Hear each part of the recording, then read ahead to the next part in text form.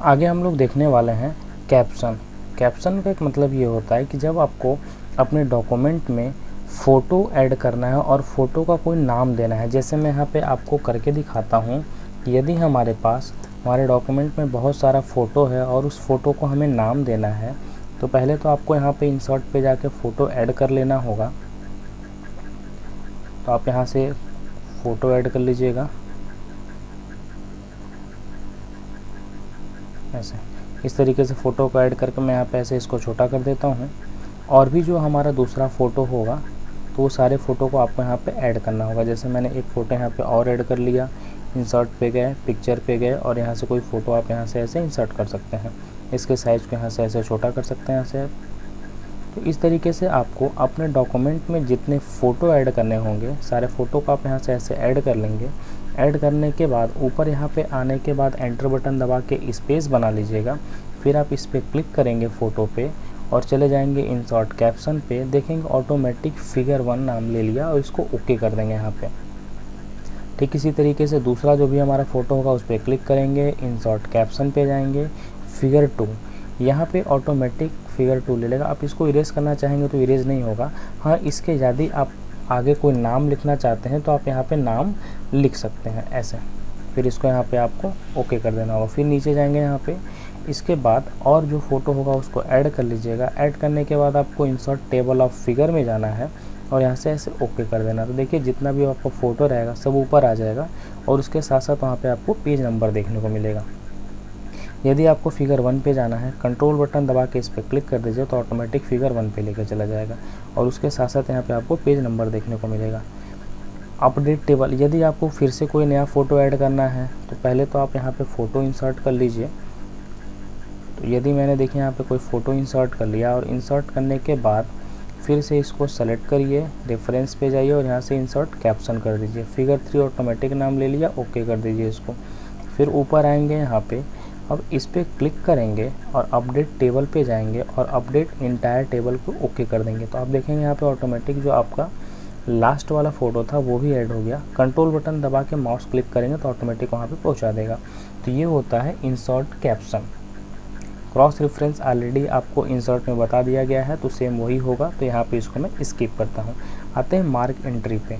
Mark entry का काम क्या है कि यदि हमारे पास एक पैराग्राफ या कोई हेडिंग लिखा हुआ है और उसमें से हमें किसी मेन वर्ड को निकाल के अलग करना है, जैसे मैंने इसको सेलेक्ट किया, मार्क एंट्री पे गए, मार्क करके क्लोज कर लिए। ठीक इसी तरीके से जितने को भी आपको मार्क करना होगा, मार्क एंट्री पे जाएंगे, मार्क क्लोज, मार्क क्लोज। फिर उसके बाद आपको ऊपर आना है, इंसर्ट इंडेक्स में जाना है और यहाँ से ओके कर देना। देखेंगे जितने को मार्क किए रहेंगे सब ऊपर आ जाएंगे। होम पे जाके शो बटन को आपको ऑफ कर देना है। यहाँ पे एक विशेष चीज़ ध्यान देना होगा, अभी तक हम लोग रेफरेंस में कंट्रोल बटन के साथ माउस क्लिक कर रहे थे तो उस हेडिंग उस फोटो पे पहुँच जा रहे थे, लेकिन मार्क एंट्री, इंडेक्स और टेबल ऑफ अथॉरिटी इन दोनों ऑप्शंस पे लिंक काम नहीं करेगा। लिंक आपका सिर्फ कैप्शन तक काम करेगा। लिंक का मतलब जो कि कंट्रोल बटन के साथ हम यूज करते हैं वो सिर्फ यहाँ तक होगा। मार्क एंट्री और मार्क साइटेशन में इसका यूज नहीं होगा। आगे बढ़ते हैं, इसमें है table of authority, mark citation. Mark citation को यूज करने से पहले थोड़ा सा इसके बारे में समझ लेते हैं।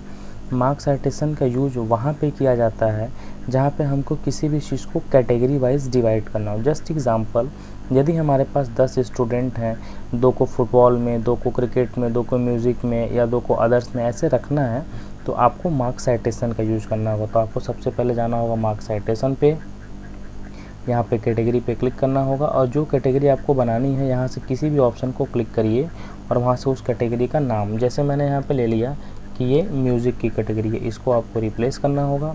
ठीक इसी तरीके से किसी भी ऑप्शन को आप सेलेक्ट करिए, वहाँ पे आप उस कैटेगरी का नाम लिख लीजिए जो कैटेगरी आपको बनाना है। तो यहाँ पे मैंने फुटबॉल लिख लिया,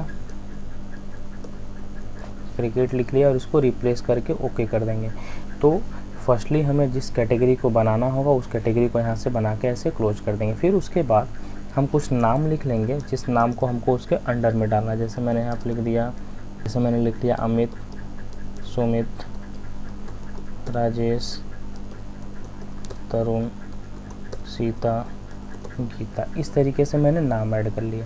फिर आपको क्या करना है, जिसको भी जिस कैटेगरी में रखना है, जैसे मुझे अमित को सेलेक्ट किया मैंने, इसको क्रिकेट में रखना है, मार्क साइटेशन पे गए। अब यहाँ से इस कैटेगरी पे क्लिक कर लीजिएगा और देखिए जैसे कि क्रिकेट पे रखना है तो क्रिकेट पे क्लिक करेंगे, मार्क क्लोज। ठीक इसी तरीके से जैसे सुमित को रखना है तो सुमित को सेलेक्ट किए, मार्क साइटेशन पे गए, क्रिकेट में है ही, मार्क और क्लोज।